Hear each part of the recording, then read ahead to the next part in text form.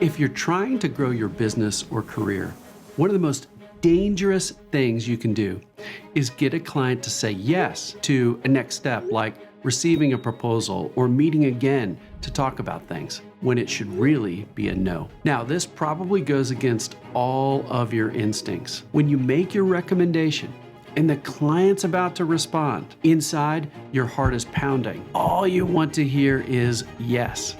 I want them to say yes to this next step. But getting a yes prematurely can be incredibly risky. Let's say you ask, can I send you a proposal on this topic? And the client says yes. This is a big problem. You don't know if they're really interested, not interested at all, and just being nice, or something in between. You're going to need a team to spend dozens or hundreds of hours writing this proposal, and the client doesn't have to do anything. That's the risk. If the client isn't that interested, it can lead to what I call the slow no.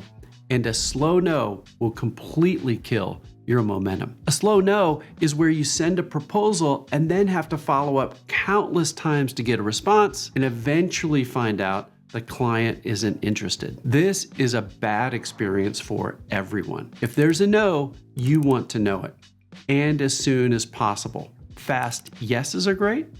Fast no's are great. Avoid the slow no at all costs. So, how do you speed up a slow no that's hidden behind a premature yes? My favorite way goes like this. Whenever you're ending a conversation, recommendation, or proposal, you can add the following to the end of your phrase. Here's what I recommend. Does that sound good to you or not? Most of our clients do this next. Does that sound good to you or not? Here's why this is so powerful. If you end a phrase on a positive, you're priming a positive response. I can easily have the team write up a proposal. How about I send it to you? I recommend we meet again to talk about this. How should we schedule it? We can take a look at the data. How about you send over whatever you have? By default, these phrases are easy to say yes to. To say no requires going against the suggestion you've offered. It implies conflict and disagreement, even if minor. This can be difficult, especially if you're operating in a culture where collaboration is highly valued. But when you end a suggestion with, is this good for you or not? Instead, you've normalized a default no response. This relaxes whoever you're talking to, giving them an open invitation to modify, question, or even shoot down a next step, which sounds bad, but that's actually a good thing.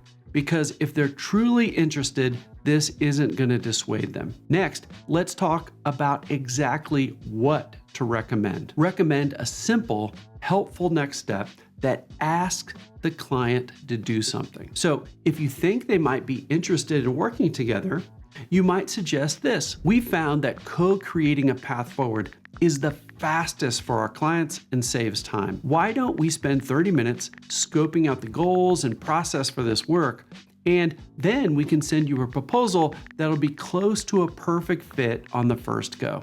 Does that sound good to you or not? By asking the client to invest a little time, you'll really find out where they stand.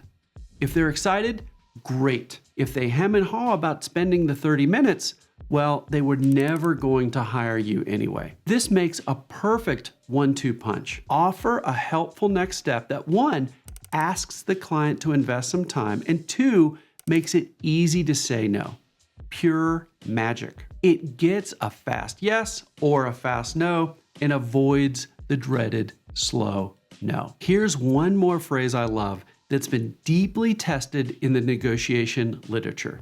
It's the following phrase, but you are free to say no. This is sometimes known as the BYAF technique. With this technique, you first plainly state your recommendation, and then you add a phrase somewhat similar to this, but you are free to say no. Here's some examples. This is how I'd proceed if I were you, but of course, you're free to take another route. In my experience, my clients often pick option A.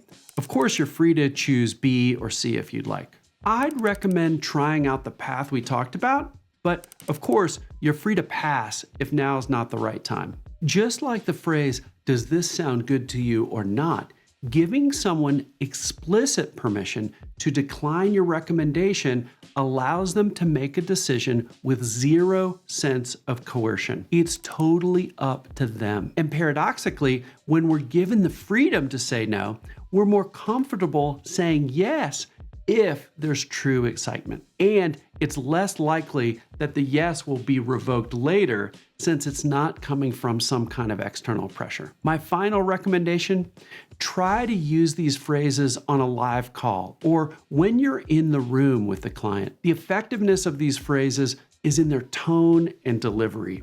Use them in a way that's authentic and helpful. And in person, your client often responds by giving you precious, new information that clarifies their interest level. In contrast, over email or messaging apps, this technique won't go as far, and you're less likely to hear an unfiltered, honest reaction. Because remember, your goal is prioritizing the long-term relationship. It's to be helpful, and that means getting the truth, not a premature yes. But there's another common trap that wastes time and stalls your momentum, and that trap involves sending the wrong type of email. If you want to learn how to avoid this common mistake, watch this video next, or click here to get more insights from my book, Give to Grow.